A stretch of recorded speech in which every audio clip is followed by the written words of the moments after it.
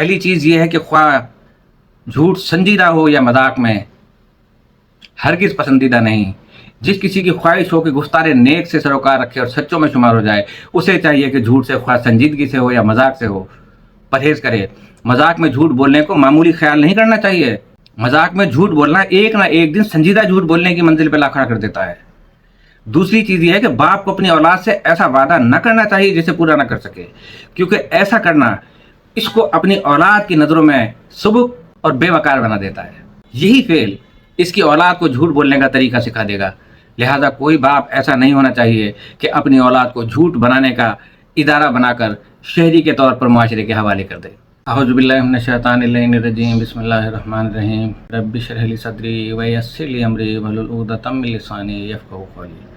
میرے تمام ویورز کو میری جانب سے السلام علیکم ورحمۃ اللہ وبرکاتہ۔ امید ہے آپ سب لوگ خیریت سے ہوں گے اور میں آپ کے لیے دعا گو ہوں، اور یہی توقع میں آپ سے رکھتا ہوں۔ جھوٹ کا موضوع جو ہے بڑا ضخیم ہے اپنے اعتبار سے، اس وجہ سے آپ کو مسلسل جھوٹ کے بارے میں ہی میں بتایا جا رہا ہوں کتنا بڑا گناہ ہے۔ ہم نے کل ختم کیا تھا تو ہم نے کہا تھا کہ آج ہم شروع کریں گے تمام سعادتوں کی کنجی۔ رسول اعظم صلی اللہ علیہ وآلہ وسلم اور ان کے خلفائے معصومین ائمہ اثنا عشر علیہم السلام خود ہی تمام نوع بشر کے لیے خوش بختیوں کی کنجیاں واقع ہوئے ہیں، لیکن بشر نے نہ سمجھا، عوام الناس نے نہ سمجھا، آج بھی اپنی بکواس جاری ہے ان کے بارے میں۔ حرص و ہوائے نفس میں گرفتار نوع بشریت کے خود غرض افراد نے پہچان کا وہ حق ادا نہ کیا کہ جو کہ کرنا چاہیے تھا۔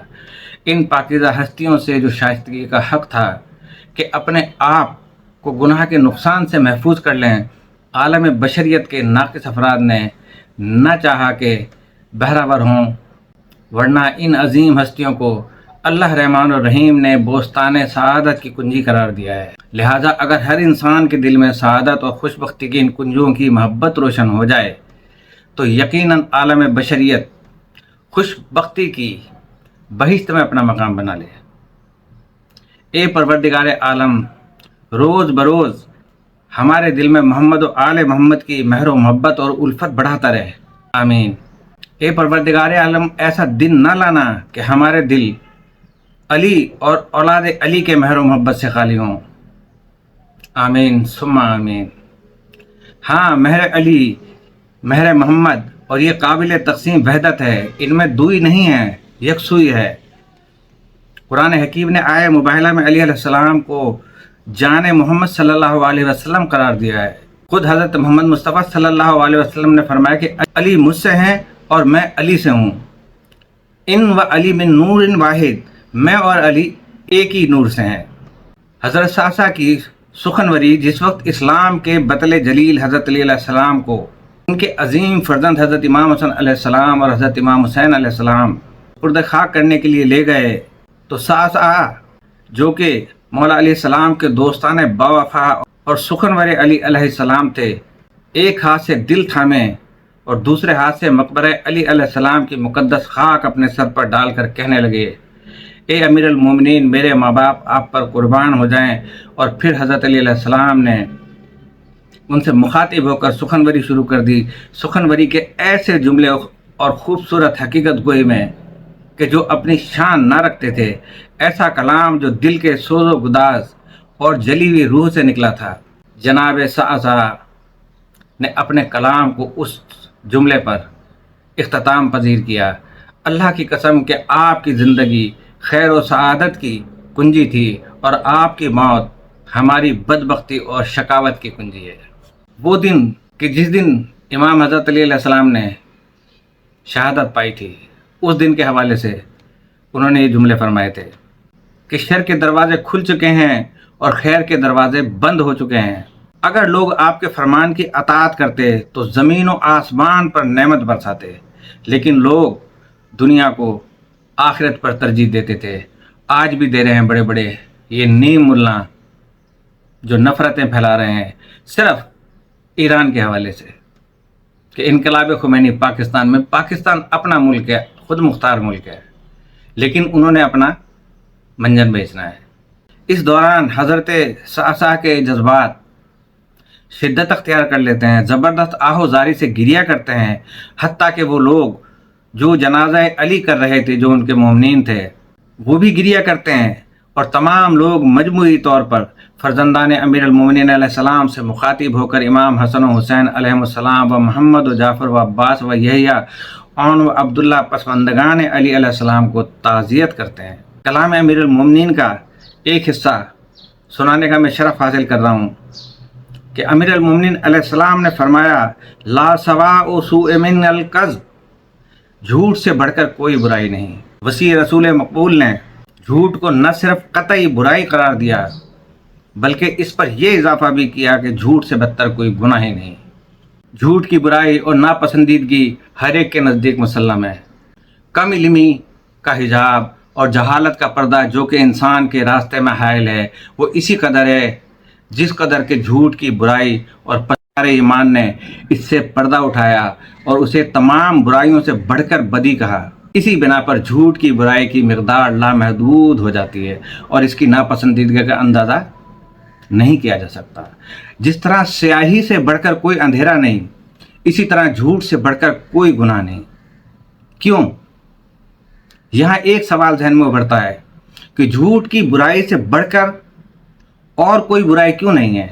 फरमान अली अलैहिस्सलाम के बहुत से नकात में से शायद एक नुक्ता यह भी हो कि अक्सर गुनाह या तो शहवत की वजह से या फिर गज़ब की बिना पर ज़हूर में आते हैं, और गुनहगार जब कहीं इर्तिकाब गुनाह करता है, ख्याली और वक्ती लज्जत उठाता है, जिस गुनाह का शहवत और ख्वाहिशात नफसानी के ज़ेर असर मुर्तकिब होता है, वो उसे एक वक्त लज्जत से लुत्फ़ अंदोज़ करता है, और वो गुनाह जिसका क़ुव्वत गज़ब व खश्मिया के तहत मुर्तकिब होता है, उसकी लज्जत इंतकाम से लुत्फ़ अंदोज़ होता है। लेकिन झूठ बज़ाते खुद अपने अंदर कोई लज्जत नहीं रखता बल्कि बेहुदा कलाम है। इसके ज़ेर असर ना तो इसकी कोई ख्वाहिश पूरी होती है और ना ही इंतकाम का जज्बा ठंडा होता है, बल्कि एक बांझ हो बखील खासियत गुनाह है। अगरचे झूठ बोलने वाला यही समझता है कि झूठ एक खासियत रखता है और वो खासियत एक पर्दा है जिसे अपने नकाइस और गुनाहान पर बाज़ाम खुद आन कर फ़रेब में मुब्तला कर देता है। लेकिन यही इसका मुगालता है, इसलिए कि हकीकत ज़ाहिर हो जाएगी और इसका गुनाह हमेशा तो पर्दे में न रहेगा। वो झूठ के जिसमें कोई लज्जत तस्वुर नहीं की जा सकती, और झूठ बोलने वाला अपने झूठ पर कोई उज़्र नहीं तराश सकता। हाँ, अलबत्ता झूठ अपने मरीज़ के लिए दुनिया भर की नाकामी और नादारी लाएगा, पर झूठ इस बात का सज़ावार है कि इससे बढ़कर कोई और गुनाह बदतर ना हो। फरमाने अली अलैहिस्सलाम का दूसरा नुक्ता शायद ये हो कि एक झूठ आगे जाकर बहुत से झूठ बोलने पर मजबूर करता है। झूठ बुराइयों के रास्ते खोल देता है, झूठ खयानतकारों की ढाल करार पाता है और अपने मरीज़ को तमाम गुनाहों के इर्तिकाब पर दिलेर कर देता है। झूठ न सिर्फ खुद गुनाह है बल्कि पे दर पे गुनाहों के सिलसिले को वजूद में लाता है, जबकि दूसरे गुनाह खुद ही गुनाह हैं। और बस गुनहगार इर्तिकाब गुनाह के बाद पशेमानी में मुब्तला हो जाता है। मुमकिन है कि तौबा कर ले और अल्लाह ताला उसकी तौबा कबूल कर ले, लेकिन झूठ का मरीज़ झूठ बोलने के बाद बज़ाम खुद अपने आप को कामयाब गुमान करता है, उसमें निदामत नहीं आती और दूसरा झूठ बोलने पर ज़्यादा मुस्तैद हो जाता है। हाँ, सांप से सांप के अलावा कुछ पैदा नहीं होता। एक जगह फरमाते हैं, ला युस्लहु मिनल कज़्ब से लेके कज़्ज़ाबा, नौए बशर के अजीम रहनुमा अमीर अलमोमिनीन हज़रत अली अलैहिस्सलाम ने अपने इस सुनहरी फरमान में अफराद बशर को झूठ की बुनियादी खबासतों से मुतनब्बे किया है। पहली चीज़ ये है कि ख्वाह झूठ संजीदा हो या मजाक में, हरगिज़ पसंदीदा नहीं। जिस किसी की ख्वाहिश हो कि गुफ्तार नेक से सरोकार रखे और सच्चों में शुमार हो जाए, उसे चाहिए कि झूठ से ख्वाह संजीदगी से हो या मजाक से हो, परहेज़ करे। मजाक में झूठ बोलने को मामूली ख्याल नहीं करना चाहिए। मजाक में झूठ बोलना एक ना एक दिन संजीदा झूठ बोलने की मंजिल पर ला खड़ा कर देता है। दूसरी चीज़ यह है कि बाप को अपनी औलाद से ऐसा वादा न करना चाहिए जिसे पूरा ना कर सके, क्योंकि ऐसा करना इसको अपनी औलाद की नज़रों में सुबुक और बेवकार बना देता है। यही फेल इसकी औलाद को झूठ बोलने का तरीका सिखा देगा। लिहाजा कोई बाप ऐसा नहीं होना चाहिए कि अपनी औलाद को झूठ बनाने का इदारा बनाकर शहरी के तौर पर मुआशरे के हवाले कर दे। इसके बाद इमाम अलैहिस्सलाम झूठ की नहुसतों और निजासतों में से तीसरी चीज की तरफ यूं इशारा करते हैं कि झूठ का अंजाम कार पर्दा चाक होना है, और पर्दा चाक होने का अंजाम जहन्नुम है, और जहन्नुम की आग है। इबलीस शुरू में झूठ को फरेब देने के लिए इसे कहता है इत्मीनान से ये गुनाह कर डालो, कोई इससे आगाह नहीं होगा। तो जिस वक्त वो गुनाह कर रहा होता है और शैतान उसके दिल में ये डाल देता है कि किसी को कुछ पता नहीं चलेगा, तो उस वक्त वो तौहीद परस्त नहीं रहता। उस वक्त उसके जहन में यही होता है कि कोई मुझे देखने वाला नहीं है, कोई अल्लाह नहीं है। और अगर किसी के कान में भिनक पड़ भी गई तो इसका आसान सा इलाज ये है कि इनकार कर देना। ये शैतान आज़म के कौल हैं। इस तरह झूठ के ज़रिए से गुनाह का खौफ ख़त्म कर देता है, हत्ता कि वो एक गुनाह के बाद एक गुनाह करता चला जाता है, फिर इसमें हया बाकी नहीं रहती, बेहया हो जाता है, न शर्म, और फिर वो किसी गुनाह से आर नहीं रखता। क्या इसके अलावा भी कोई पर्दादरी हो सकती है? पर्दादरी का अंजाम दोज़ख है। झूठा इंसान जब आदी हो जाता है तो उसमें से हया शर्म ख़त्म हो जाती है, तो उसमें से अपने घर की नामूस भी ख़त्म हो जाती है। वो अपने माँ बहन भाइयों की भी उसके सामने कोई इज्जत नहीं होती कि घर में कौन आ रहा है कौन जा रहा है। इस हद तक बेहयाई उसके दिल के अंदर जड़ पकड़ चुकी होती है। इस फरमान से ये समझा जा सकता है कि झूठ शैतान के फंदों में से एक फंदा है। शैतान झूठ के ज़रिए से इंसान को शिकार कर लेता है और इन्हें अपने अख्तियार के ताबे करार दे लेता है, चूँकि वो अख्तियार तो नहीं रखता, लेकिन जो कमज़ोर इरादे की वजह से अपनी ज़बानों, कानों, आँखों, हाथ, पाँव और दिमागों को शैतान के काबू में दे देते हैं। शैतान इनको अपना आला कार बना लेता है। बस इन्हें अपना कला करार देकर दूसरे पाकीज़ा दिल अफराद की तलाश में भेज देता है, ताकि इन्हें भी अपने फ़रेब के दामन में उलझा ले, और ये सिलसिला लगातार चलता रहे कि जब इसकी हवा और हिर्स का परिंदा अपने पर खोल देता है तो इसकी बदआमालियाँ उसकी गर्दन दबोच लेती हैं। इस रिवायत शरीफ का चौथा मतलब ये है कि झूठ बोलने का अंजाम रुसवाई, शर्मिंदगी और बदनामी है। दरोगों को चाहिए कि मुंतज़िर रहे कि इसकी रुसवाई को बरसरे आम लोग लानत मलामत करेंगे। शायद पहले झूठ से लोग कमतर आगाह होते थे और यही चीज़ दरोगों को झूठ बोलने पर जुर्रत दिलाती है, लेकिन जब थोड़ा थोड़ा झूठ जारी रहता है तो लोग इसे झूठे के तौर पर पहचान लेते हैं, उसकी बात का यकीन कर लेते हैं। आपने एक कहानी पुराने दौर की सुनी होगी कि बच्चा जो है वो जंगल में जाता था बकरियां लेके। एक दिन उसने शोर मचाया, शेर आ गया, शेर आ गया। मोहल्ले वाले भागे, देखा तो हंसने लगा, कहने लगा मैं तो मजाक कर रहा था। दूसरे दिन भी उसने किया, फिर मोहल्ले वाले भागे। तीसरे दिन वाक़अतन शेर आ गया और उसने जब मदद के लिए पुकारा तो कोई भी उसकी मदद के लिए नहीं गया। ये शैतान के कारनामे थे। तो इसे झूठे के तौर पर पहचान लेते हैं, जो कि इसकी बदनामी का सबब बनता है। फिर वो लोग इसके दूसरे गुनाहों का खोज भी लगा लेते हैं और इस तरह इसके छुपे हुए राज तश्त अज़बाम होकर रह जाते हैं।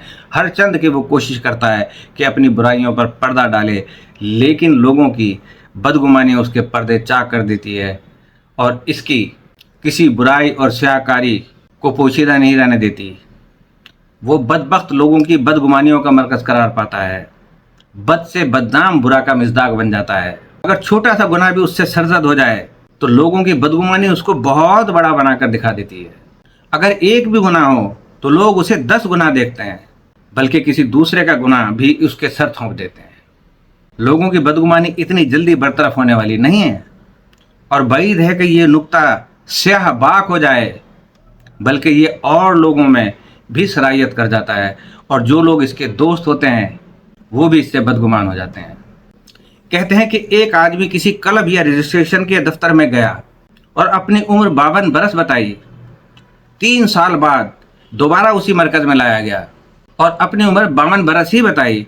नाम दर्ज करने वाले ने जब इसका दाखिला कार्ड देखा तो पूछा कि इन 3 सालों के दौरान तुम कहाँ रहे हो? 5वें नुक्ते में इमाम अलैहिस्सलाम ने अपने फरमान के आखिर में झूठ बोलने वाले की तीसरी बदबख्ती बयान फरमाते हुए उसे तमाम बदबख्तियों से बदतरीन करार दिया है। इमाम अलैहिस्सलाम फरमाते हैं कि झूठे का अंजाम कार यहाँ तक जा पहुँचता है कि इसके कल्ब में सुई की नोक के बराबर भी सच्चाई बाकी नहीं रहती। ऐसे मौके पर मकाम मुक़द्दस इलाही की तरफ से इसको कज़्ज़ाब का नाम दे दिया जाता है। जिस शख्स के दिल में सुई की नोक के बराबर भी सच मौजूद न रहे, इसकी तमाम तर हकीकत झूठेपन पर मबनी होगी। इसकी सरिश्त में झूठ की आमेज़िश और रूह में खुद फरेबी रच बस जाती है। ایسا شخص اتنی لیاقت اور اہلیت نہیں رکھتا کہ لطف رحمانیت و رحیمیت الہی کا مستحق قرار پا سکے اور قرب الہی تک رسائی حاصل کر سکے۔ مہر و محبت رحمت حق سال ہا سال اس کے ساتھ شفقت اور کرم فرمائی کرتی رہی، لیکن جب جھوٹے آدمی کی بے شرمی بے حیائی کی تمام حدود سے بڑھ جاتی ہے تو حق اسے پھر رسوا کر دیتا ہے اور اس کا نام جھوٹا رکھ دیتا ہے، بشرط یہ کہ وہ پشیمان نہ ہوں اور جھوٹ سے باز نہ آئے۔ جھوٹ کے عادی مریض کو جاننا چاہیے کہ حق کی مقدس بارگاہ سے نا امید اور مایوس ہونا اس کے شان عالی کے منافی ہے۔ اللہ تعالیٰ پھر مہلت دے رہا ہے جھوٹے کو، اور اللہ جل شانہ کی مہر و محبت کا راستہ ہمیشہ کھلا رکھا جاتا ہے۔